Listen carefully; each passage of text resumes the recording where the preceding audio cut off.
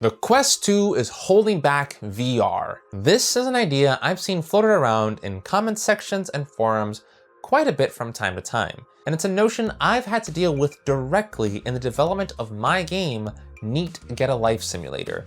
If you're a fellow developer or just a gamer curious about the issue, you'll want to stick around, as I'll be breaking down this issue and laying out the truth here without pulling any punches. Welcome, virtual dreamers. My name is Gregory, and let's dive right into this.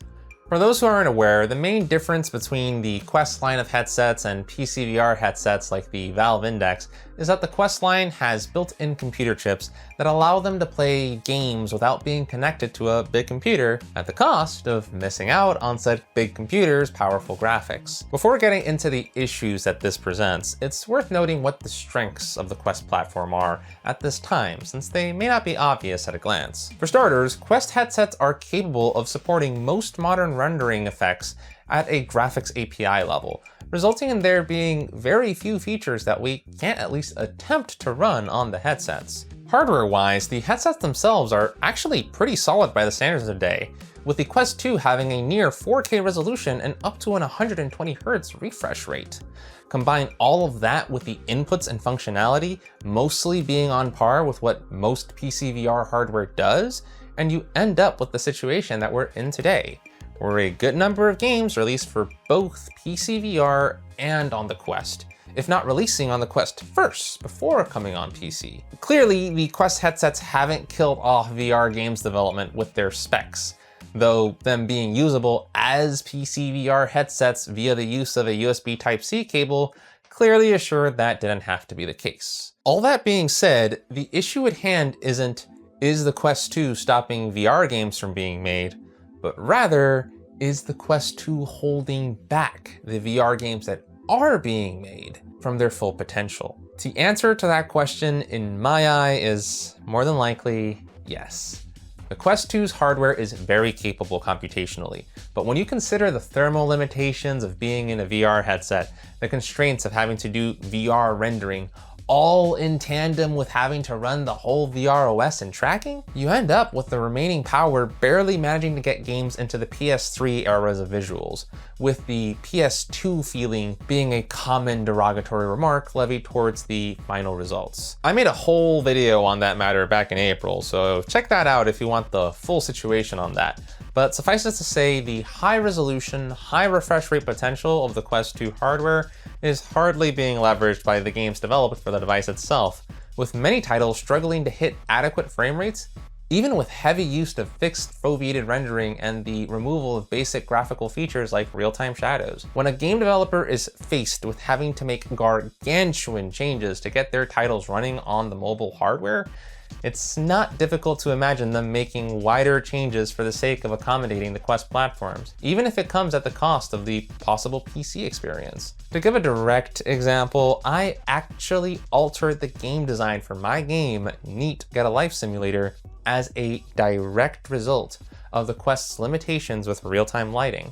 Instead of having a dynamic time of day, I segmented the time into distinct chunks and made furniture static, since this would allow me to get baked lighting in with better visuals compared to just going with a flat shaded look. That's a direct gameplay change that happened out of consideration for the Quest's limitations. And that's just in these early stages. Who knows what I might have to cut next as things get further along. So yeah, I can't in good faith say that the Quest 2 isn't holding back the development of some VR titles in terms of their potential sophistication, since I myself had to confront that reality. Here's the catch with that though. While the Quests are likely limiting what some VR games can do, a corollary to that earlier position that the Quest 2 isn't stopping the development of many VR games is that the Quest is also likely allowing many games to be made in the first place.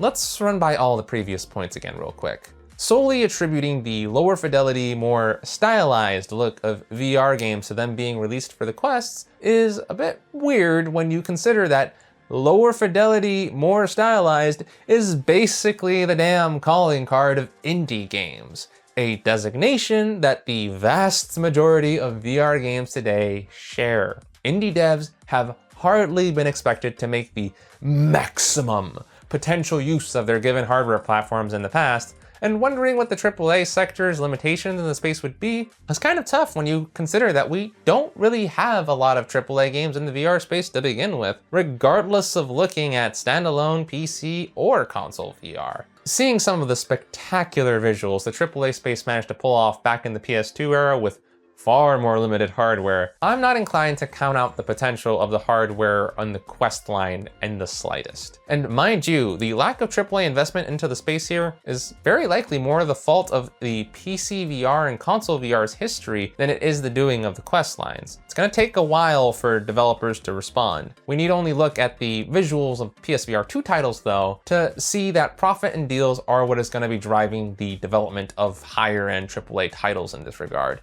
Even in my own case, while it was a bit bothersome to change my game design for the sake of the Quest 2 hardware, the reality of the matter is that without the Quest 2's potential install base and my own love for the convenience of the platform, I would not be developing my game the way I am right now. Back in March, I sat down and gathered market data using Steam Spy of games in my VR dating sim RPG persona niche, as well as VR overall, and the numbers were not promising, with the brutal reality being that the vast majority of games that are released for VR at all, they just don't make enough money to sustain the developer. And a whole lot of games with far bigger teams and far more content than I expect to have in my own game have been seeing abject failure. When the only price I had to pay to get my game running on the Quest at this point is segmenting lighting a bit and getting rid of a feature that probably wouldn't have contributed as much as I thought it would in hindsight. And you can bet your butt off I'm opting for the option that gets my game to reach a wider audience without worries. The only things that truly hold back us developers from making games in the modern era are usually limitations of our budgets and the market reality. The second PC VR overtakes standalone VR in sales, that's when I'll personally entertain a discussion about whether or not mobile is holding us back. For now though, I'm content with the reality that the Quest 2 is a powerful enough device to run a gosh darn VR MMORPG like Zenith pretty solidly. And the real fun parts of my games haven't been compromised in the slightest with the focus on the Quest, so I'm doing pretty good. If my position on this issue ever changes, I'll be sure to let you all know. Until then, virtual dreamers, this has been Gregory, logging out.